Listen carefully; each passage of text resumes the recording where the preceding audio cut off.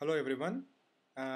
In this tutorial today we're going to talk about what is JSON and how do we deal with it in Java. So what are we going to learn today? So we're going to have a quick introduction about different data formats, data exchanges available in a software application, and then specifically we're going to cover what is JSON, why JSON, and different data types in JSON, as well as the syntaxes and few of the examples. Part 2 of this video, we're going to cover what is JSON library, how that is being used to help us in dealing with JSONs in Java.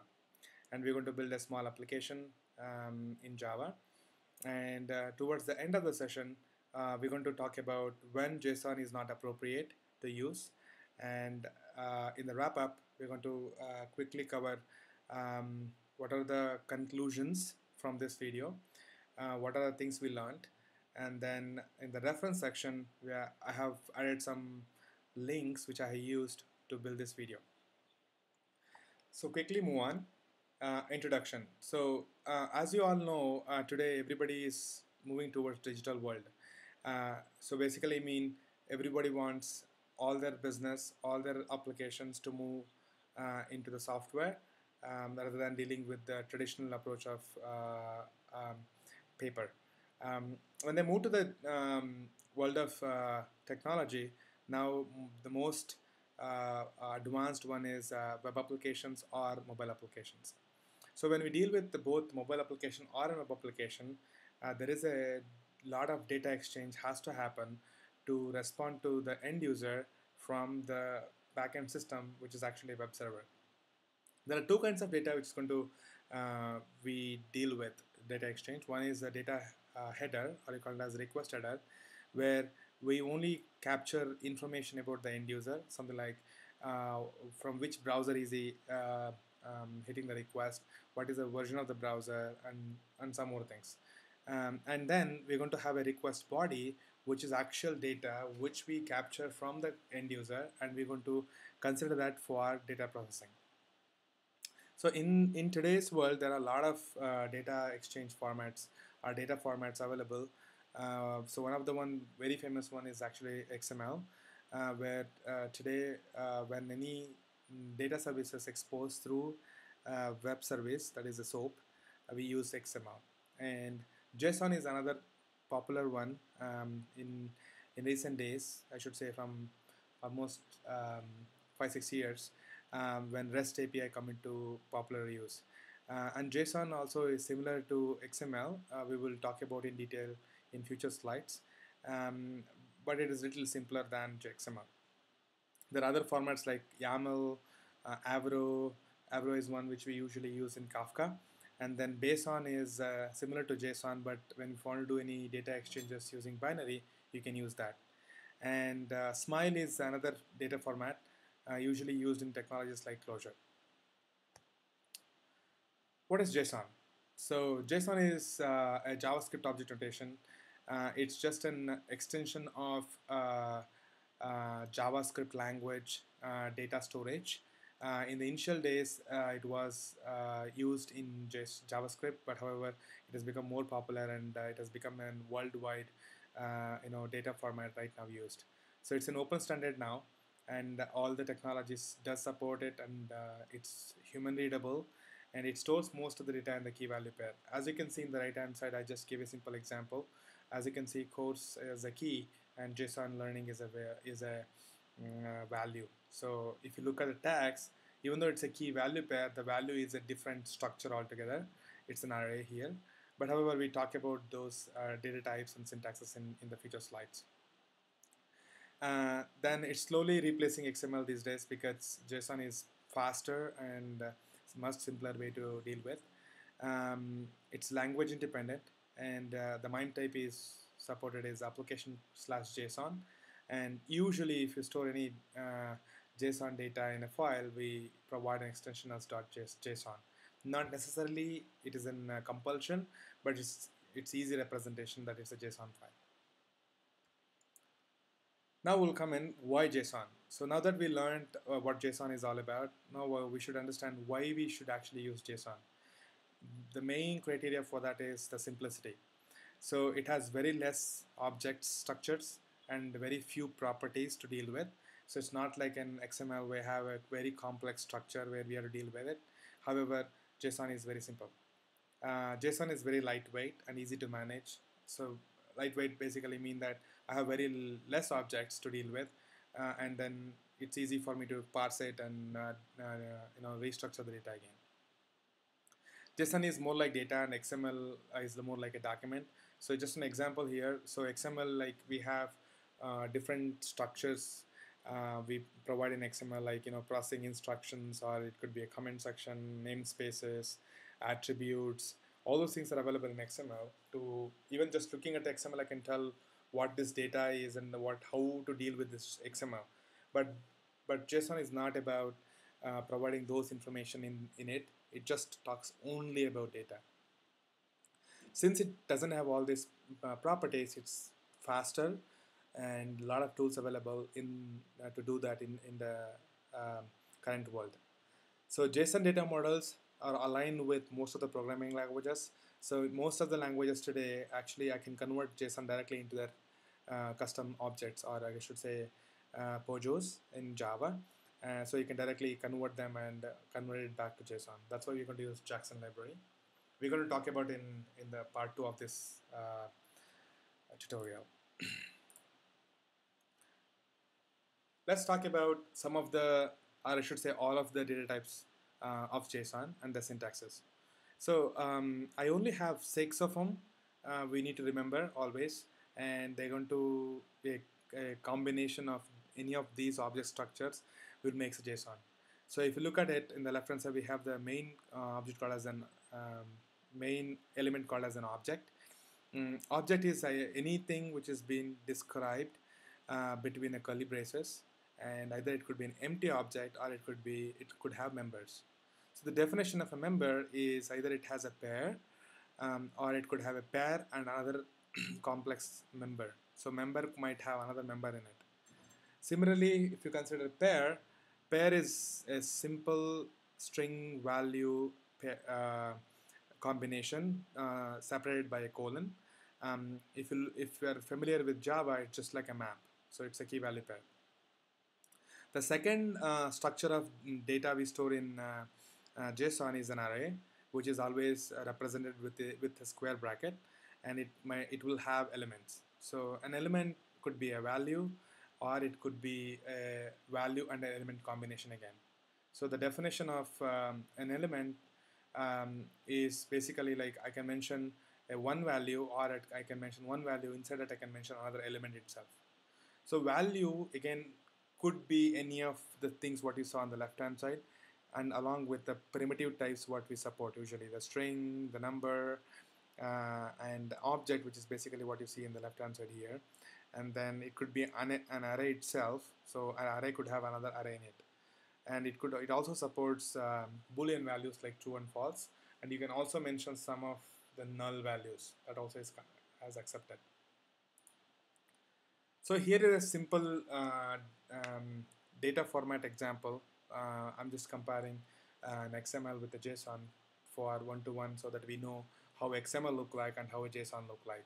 So if you look at it, what I have on the left hand side is an XML definition of a person object, which is John Smith, and all his address and phone number and gender, and additional information what we see. If you see in the left hand side, I just have the XML format of it. If you look at the right hand side, I again have the exact same structure in JSON.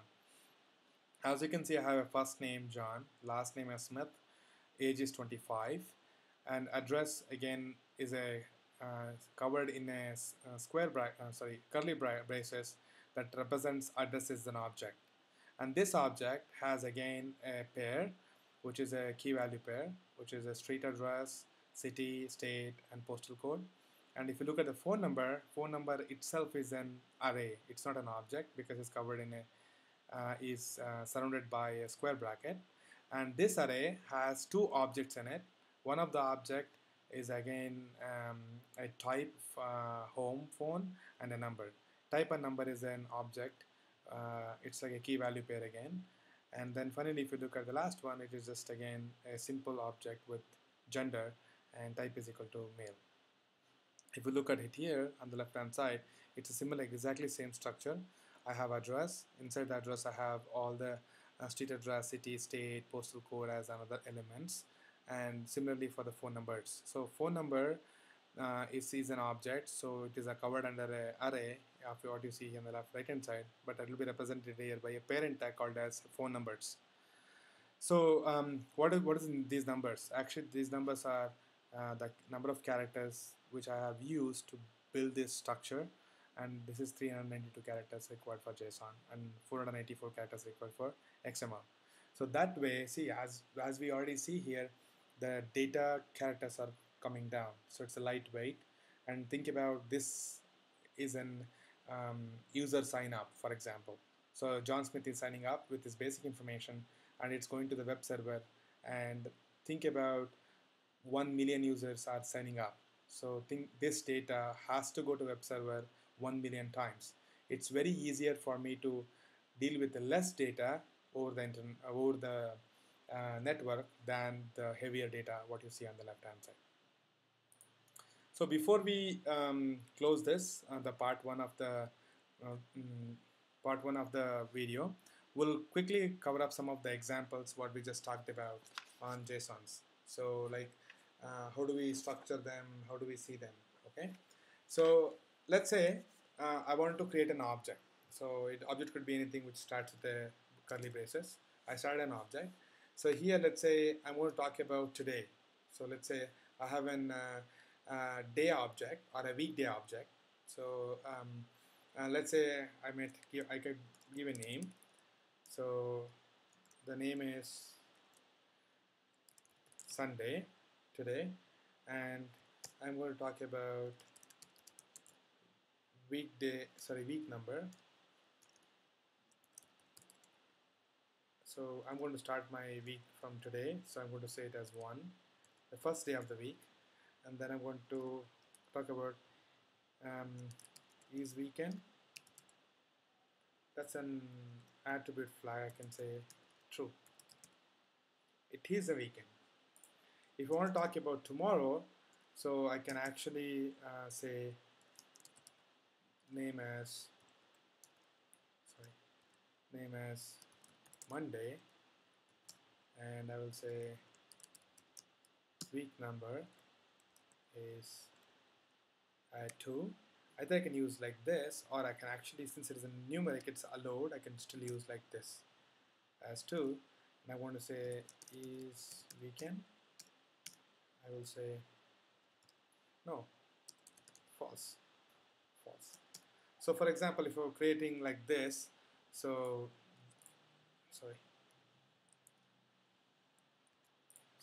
I'm going to create another one. Tuesday, the length is 3. I'm going to call it as the same object here. So it's also not a weekday. I'm going to create another one.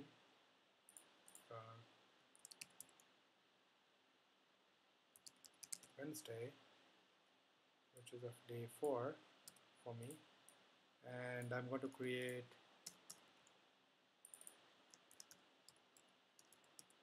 Thursday, which is a day 5, and let's create another one. Friday, which is a day 6, and I finally have a day 7, which is a Saturday. So I'm creating a last day of the week, so which is a Saturday. So I'm going to say day 7. So I have all the 7 days here. So if I want to, let's say, this is all 7 different objects what I see here. I can actually include them in an array called as a week, right? So I can actually call it like this. So I'm going to open the main object. So in the main object, I'm going to create a pair called as a week, and week will be an array, okay? And this array will have this first object in it. I'm sorry, I think I missed the bracket there. Yeah, I did. So I want to copy the whole object, under the week I'm going to paste it. So I'm going to structure this so it looks better.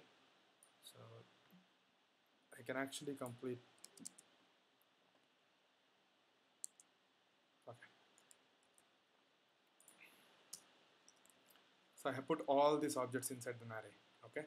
But one thing is now I have an object. I should separate it by a comma so that this becomes a valid JSON. So that's it. So this is a simple JSON which represents a week with all the days in it, which either tell me the week number as well as uh, whether it is a weekend or not. So I should actually say this as true because for Saturday is a weekend. Here is one quick example. Okay, if I actually want to represent this in a Java, so it's going to be similar to this. I'm going to create another object, title here. So I'm going to change the language. So syntax to, let's say syntax to Java, so that it will be better for us to say. So I'm going to create a simple Pojo, public class weekday, and this will have three properties: private, string, name of the day, or I can say weekday name, and I can say private int weekday number, and then I can have private boolean is weekend. I can have getter setter methods for them.